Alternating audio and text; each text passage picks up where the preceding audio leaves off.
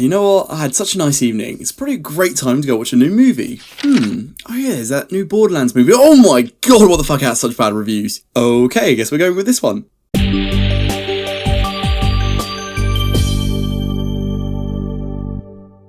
The Instigators. What a weird fucking movie, man.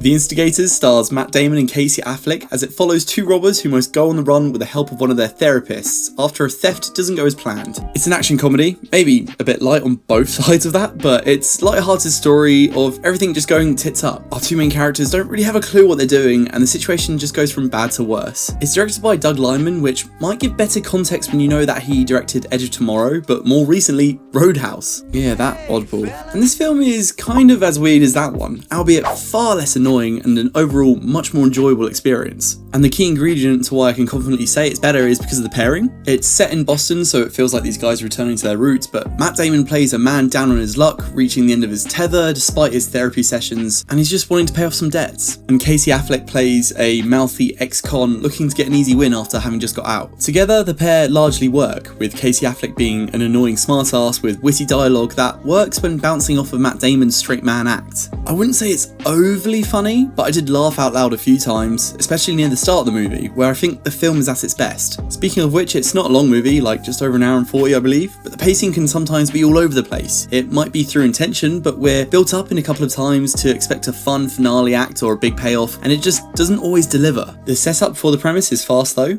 and I think the first half of the movie feels more concise than the latter. Towards the final act, it all just gets a bit absurd.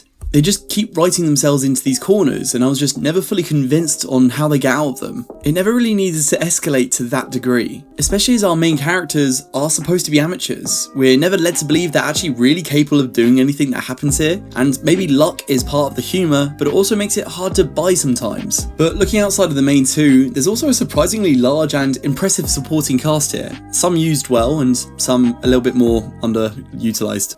Chau plays our unorthodox therapist, and her role in this is pretty funny. Just caught in the middle of this high-speed car chase, trying to give this professional conversation with Matt Damon's character about how he's feeling and, you know, not supposed to be suppressing his emotions and stuff like that. It kind of worked for me. But then we get to the end again, where it didn't make much sense for her to really be there anymore. Alfred, Molina and Michael Stuhlbarg paired together to be the villains of the story, for a bit at least. I actually like these two, especially Alfred and Molina, but they're written out the story pretty early on and then are kind of just forgotten about until the post-credits. And then the other pairing is Pearlman and Toby Jones. A bit overly cartoonish, but I really did like Toby Jones' delivery on the small part that he did play. Got me laughing out loud a couple of times. The most noticeable character that didn't really work at all was Luther's, no wait, that's his Mission Impossible character.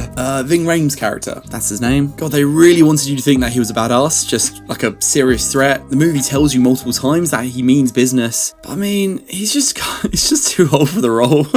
He drives a massive tank, sure, but you hit the guy with a chair or something and he's going to be out of the count straight away. It was pretty weird. Even in a weird movie, his character stuck out quite badly. I think there's a lot more negatives in this review than I intended there to be, but the movie is an easy film that has a couple of decent action bits, some light-hearted humour sprinkled in. It's like a Boston version of Logan Lucky or something. It's an Apple film, so I wouldn't say rush to see it in cinemas, but maybe one evening, if you have the platform, it's worth sticking on. Although I can't imagine this being one that people are going to remember, you know, years down the line. Anyway, that's The Instigators. It's out in cinemas for a little while, but it's also going to be on Apple TV. So let me know if you're planning to watch it. If you have already seen it, let me know your thoughts down in the comments below. If you like this review, feel free to like and subscribe and all that stuff. And as always, stay tuned for more reviews on movies, anime and video games. Until next time guys, take care. Bye bye.